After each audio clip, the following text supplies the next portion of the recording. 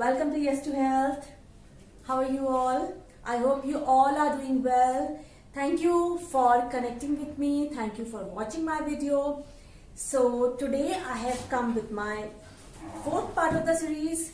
So today we'll be doing all the Veerbhadra series. Although I have already taught you how to do Veerbhadra 2, Veerbhadra 1, and let's do 3 parts of the Veerbhadra series. So let's start. Veerbhadra series generally is started with the Adhomukha Shvanasana. That is down dog. So you get into the down dog and then we start the Veerbhadra series. So let's start with the Veerbhadra series.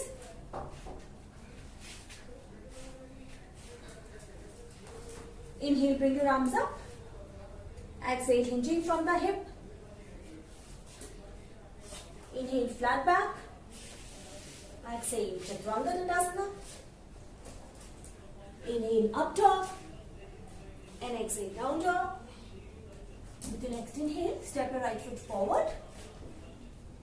Now, here, my front thigh is parallel to floor.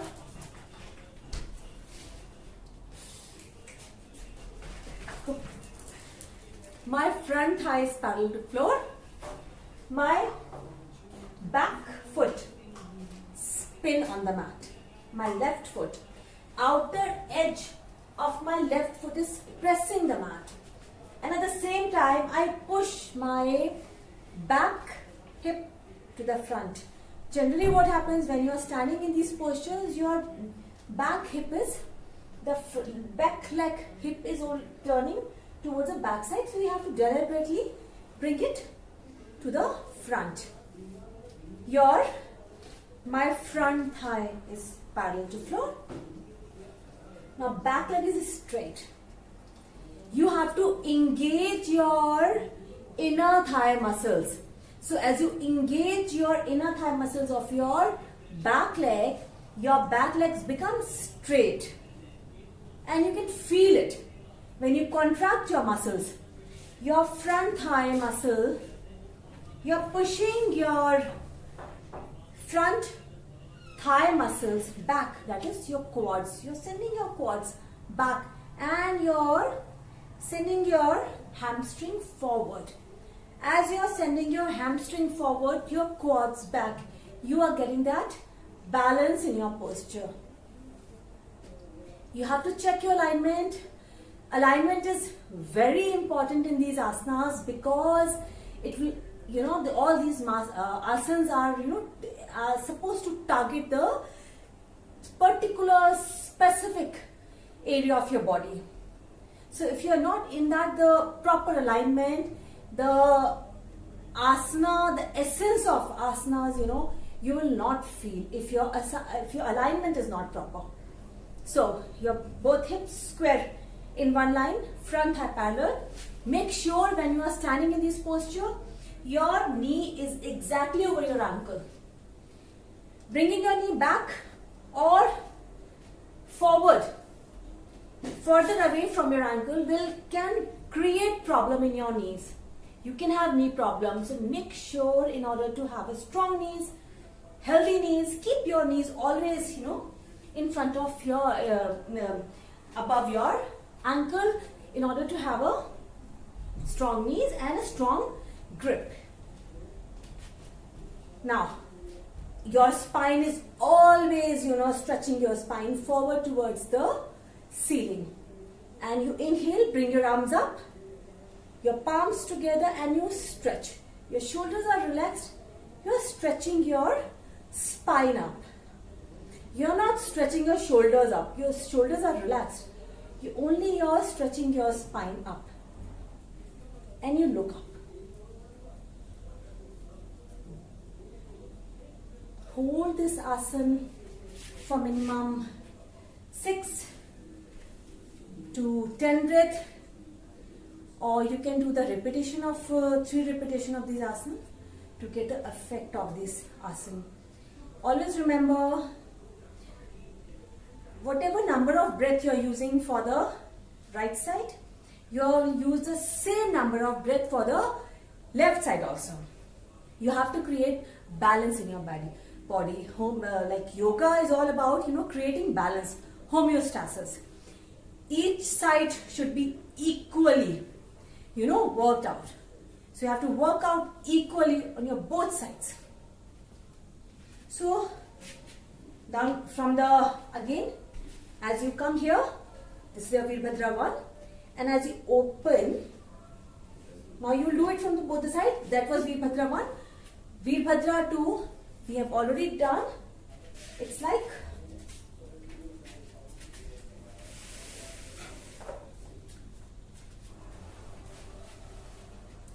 up, and this is Veerbhadra 2.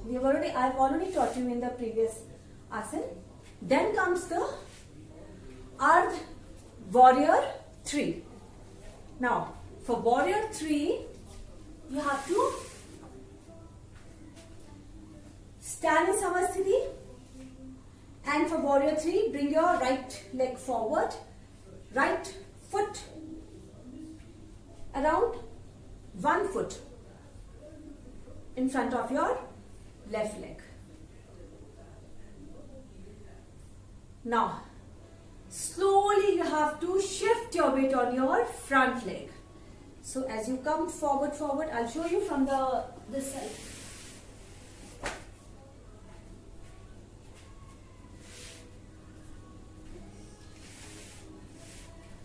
So as you shift your weight forward on your front leg. Now as you shift your weight slightly on your front leg, okay, you're digging your toes into the mat. So you're creating a balance in your body. Now your palms are straight in front of you. You require good core strength to lift your left leg up. You have to lift it from the core.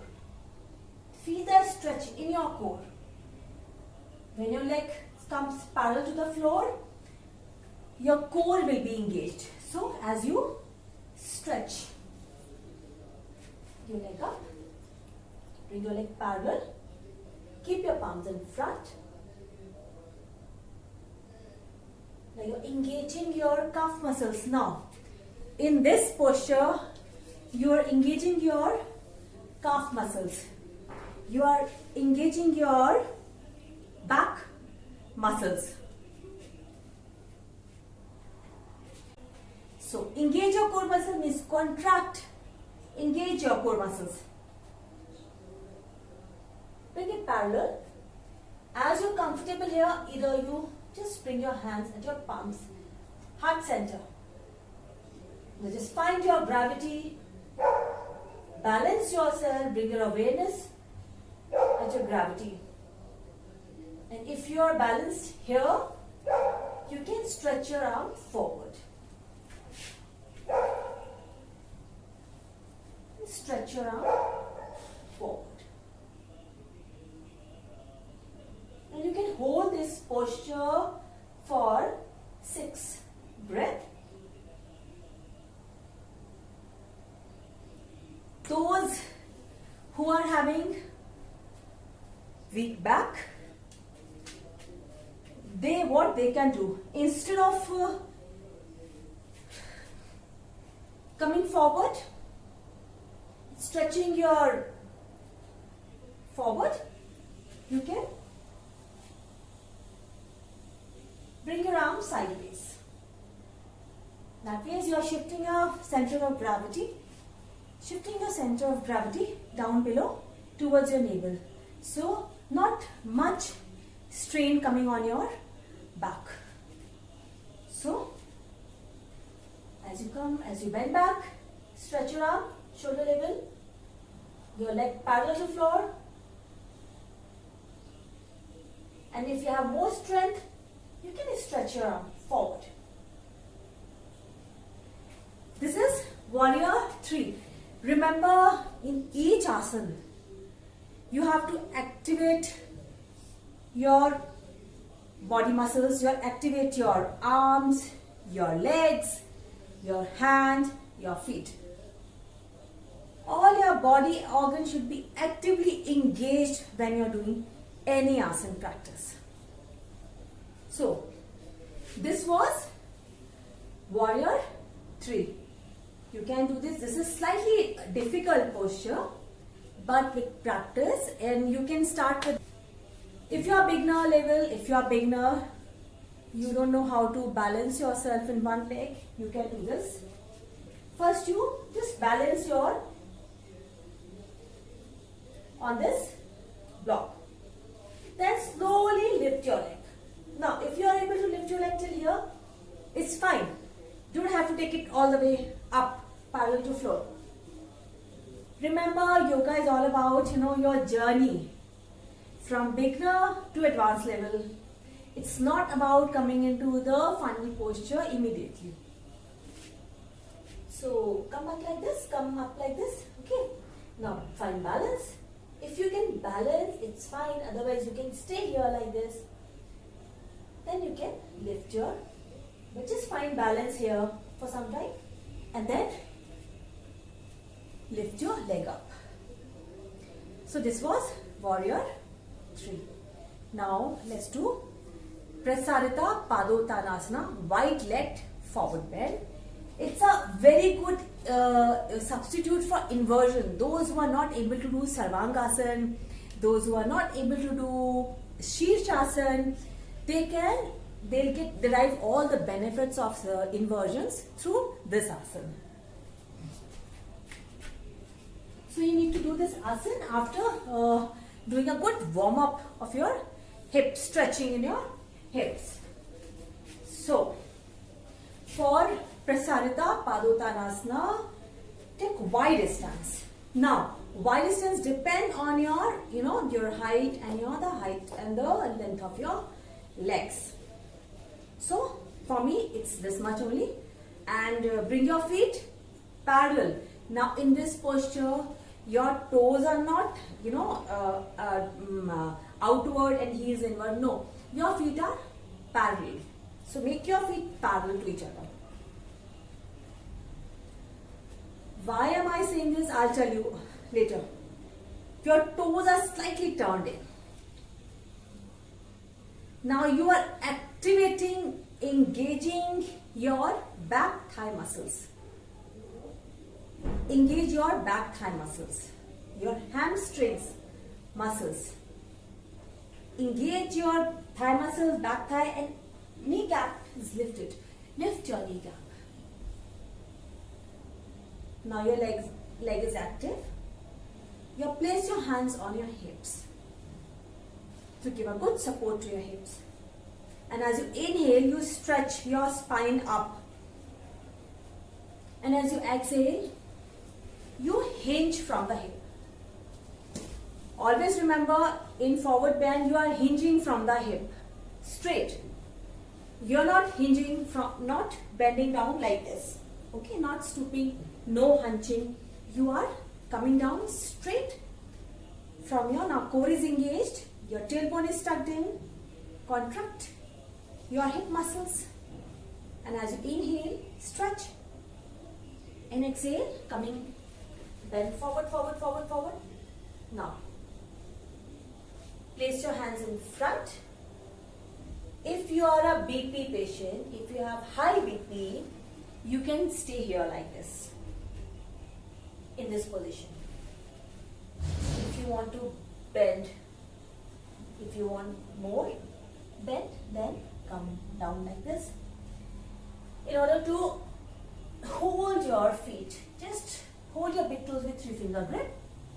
Again, inhale, hinging from the hip, stretch from the hip, stretch your from the hip, and bend forward.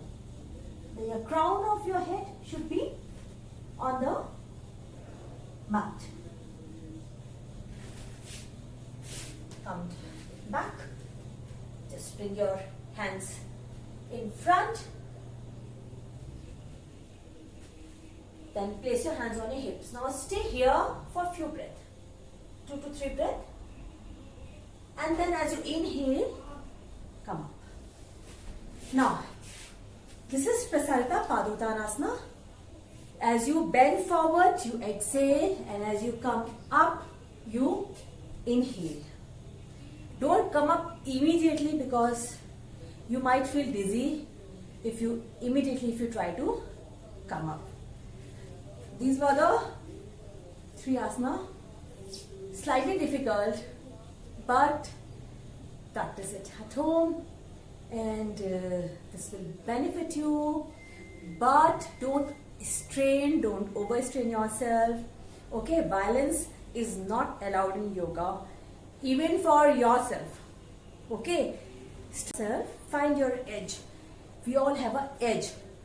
What is edge? When in any posture, there's a point where you feel the sweet pain in your muscles. That is your edge, and you have to find that edge and do it till then. Beyond that, if you have intense pain, don't do that. It will injure your muscles. It might break your ligaments, your tendons.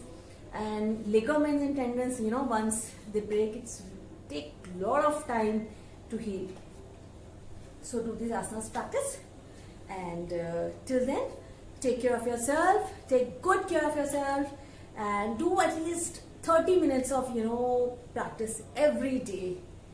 Till then, namaste.